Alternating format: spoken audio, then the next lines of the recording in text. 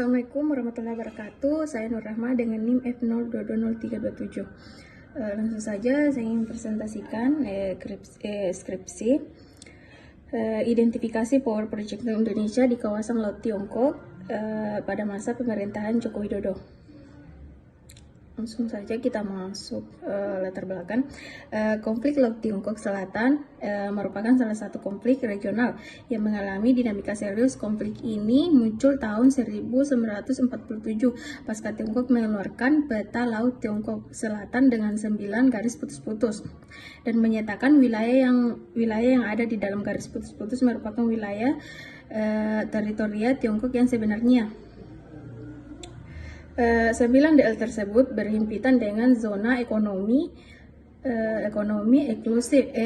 eksklusif atau ZEE Indonesia. Biasanya digunakan para nelayan Indonesia untuk mencari ikan, sehingga 9 DL Tiongkok menyebabkan sengketa antar Tiongkok dengan negara-negara yang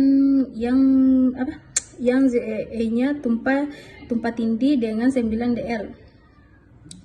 Sengketa ini memperebutkan kedaulatan atas laut dan wilayah kepulauan Paracel atau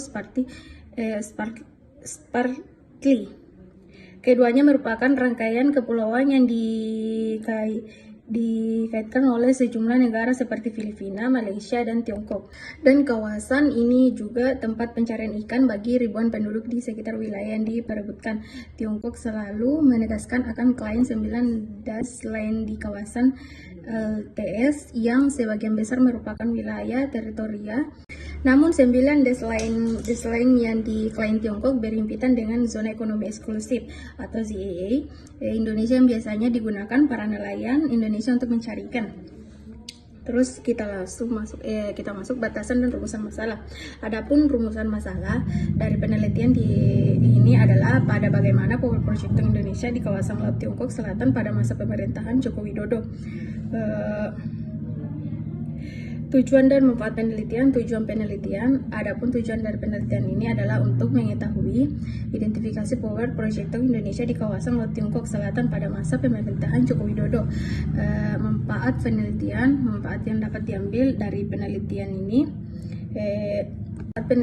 Manfaat teoritis penelitian ini diharapkan dapat memberikan pengetahuan terkait bagaimana Power Project Indonesia di kawasan Laut Tiongkok Selatan pada masa pemerintahan Joko Widodo. Melalui penelitian ini diharapkan dan menambah wawasan baru dalam penelitian jurusan HI di Universitas Sulawesi Barat. Manfaat praktis. Penelitian ini diharapkan menambah wawasan pembaca mengenai identifikasi Power Project Indonesia di kawasan Laut Tiongkok Selatan pada masa pemerintahan Joko Widodo. Adapun kerangka konsep yang saya pakai saat ini konsep proyeksi kekuatan. Konsep yang penulis gunakan untuk mengetahui Power Project atau proyek kekuatan dapat diartikan semua atau sebagian elemen kekuatan nasional baik dalam bentuk politik, ekonomi maupun militer. Setelah pustaka dalam penulisan ini penulisan mengumpulkan informasi dari penelitian yang telah dilakukan lebih dulu dan menjabarkan poin letak perbedaan dari penelitian sebelumnya. Sistematika penyusunan skripsi. Sistematika penyusunan dalam skripsi pada bagian awal memuat simpul logo Universitas Sulawesi Barat, nama mahasiswa, nama program studi, nama fakultas, serta nama universitas. Selanjutnya memuat tentang judul penelitian yang berjudul Identifikasi Power Project Indonesia di kawasan Laut Tiongkok pada masa pemerintahan Joko Widodo.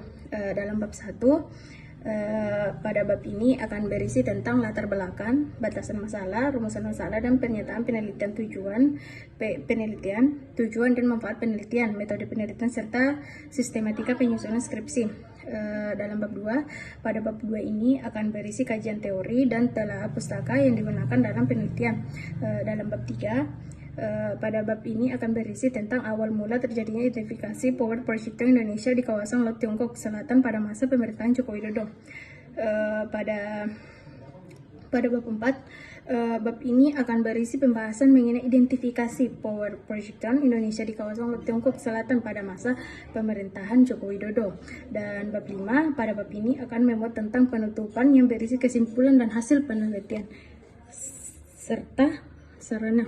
Sekian dari presentasi saya, mohon maaf jika banyak kesalahan. Sekian dan Assalamualaikum warahmatullahi wabarakatuh.